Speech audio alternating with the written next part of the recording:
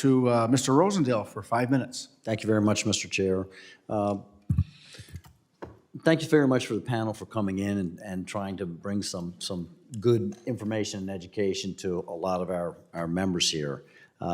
It's amazing to me. I know that I'm in ranch country. I'm from Montana, and the ranchers are very, very protective of their inventory, and their inventory are their cattle.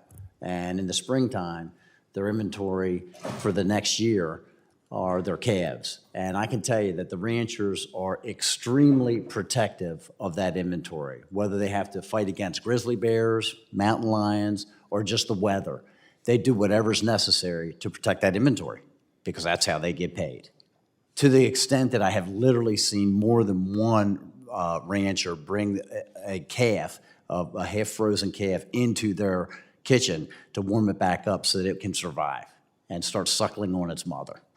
So when I hear these references of operators having a complete disregard for the oil that they are trying to produce, which is literally their product, which is literally their inventory, it is just outlandish to me and is completely contrary to what anybody would believe. So I don't know if Mr. Manarovic or Mr. Danis would like to comment which one is better suited, but some of the processes that you have in place to make sure that your product makes it to market and it's protected from being leaked out into the environment.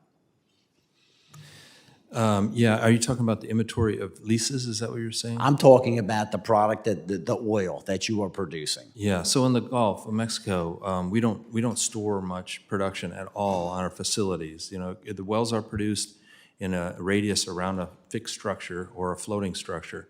The oil comes to that facility. It's processed at that facility very quickly, and process, I mean, basically separates out the oil, the water, and the gas. They all three go different direction. Directly back into pipelines, or the water goes back into the Gulf of Mexico after it's been cleaned. And so there's very little time or exposure while there's no tanks of any significance in the Gulf of Mexico that store oil at atmospheric conditions. All this oil is processed under pressure, and it's on the platform for a very short amount of time. And that's really the difference. And that, along with a high level of regulation that we've been under for over 70 years, is what makes this such an environmentally advantaged barrel of oil. So any oil that you would lose is oil that you could not sell. Is that a fair statement?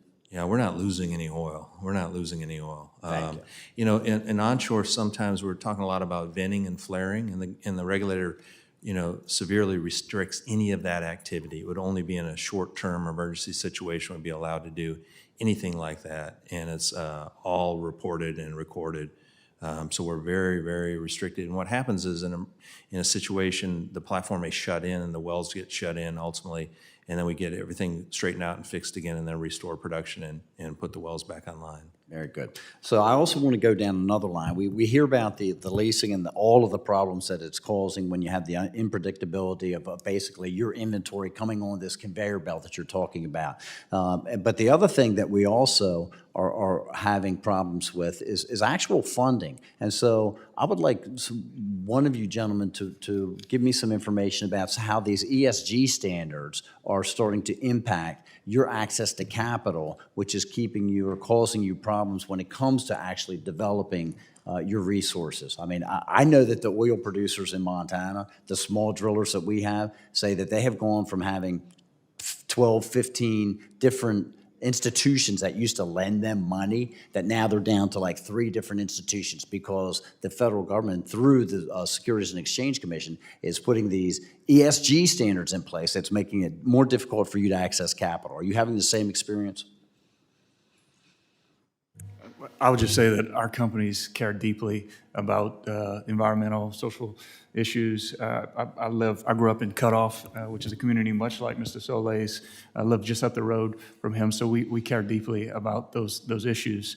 And I think Mr. Chasson talked about a place where we work, live, and play. A lot of that play is the fishing that we do on the coast. So again, we care deeply about our environment. We have to report every drop of oil. If a drop of oil were to hit the Gulf of Mexico, that's reportable. affordable, that there's tremendous oversight, but at the end of the day, those standards are restricting capital.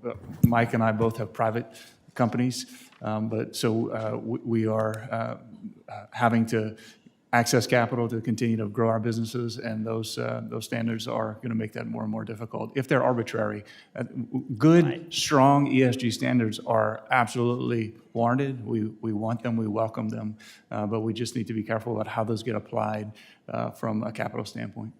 Thank you very much. Mr. Chair, I will yield back. Gentleman yields. I'd like to recognize the chairman, Mr. Westerman, for 5 minutes.